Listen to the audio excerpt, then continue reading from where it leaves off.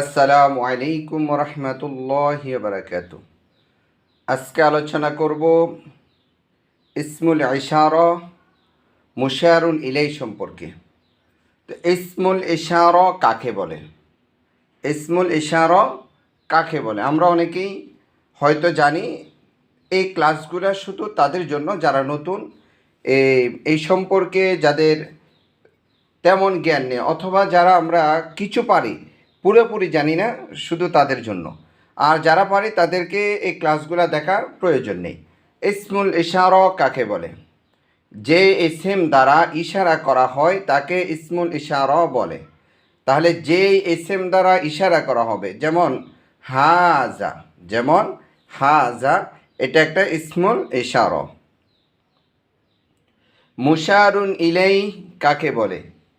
যার দিকে ইশারা করা হয় তাকে মুশারুন ইলাই বলে। যার দিকে ইশারা করা হয় তাকে মুশারুন ইলাই বলে। হাজাল কলামু, হাজাল কলামু, এই কলমের দিকে ইশারা করা হচ্ছে। এখানে এ কলামুন শব্দটা হচ্ছে মুশারুন ইলাই। মুশারুন ইলাইহি কি হতে হয়? মুশারুন ইলাইহি মারেফা হতে হয়। মুশারুন ইলাই কি হতে হয়? মারেফা হতে হয়। মারেফা বলতে আমরা জানি নির্দিষ্ট ইসমকে মারেফা বলে। যেমন জালিকাল কিতাবু, এই জালিকাল কিতাবু, এ আল কিতাবু, এটা একটা নির্দিষ্ট কিতাবের দিকে ইঙ্গিত করতেছে, নির্দিষ্ট একটা কিতাবকে বলতেছে। তো জালিকাল কিতাবু, তাহলে মুশারুন ইলাই কি হতে হয়েছে? মারেফা, একটা নির্দিষ্ট কিতাব, নির্দিষ্ট নাম থেকে এই মারেফা মুশারুন ইলাইটা হয়েছে।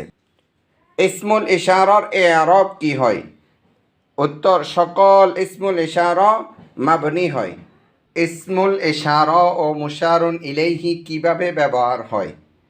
তাহলে ইসমুল ইশারা আগে আসে, মুশারুন ইলাইহি পরে আসে। তবে মুশারুন ইলাইহি আলাম হলে মুশারুন ইলাইহি আগে আসে।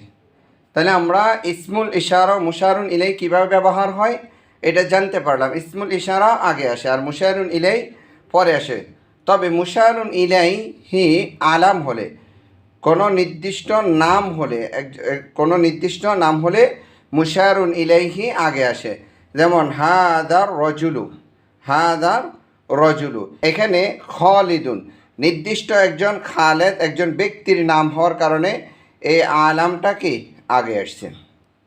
মুশারুন ইলাইহির ইআরাব কি হয়?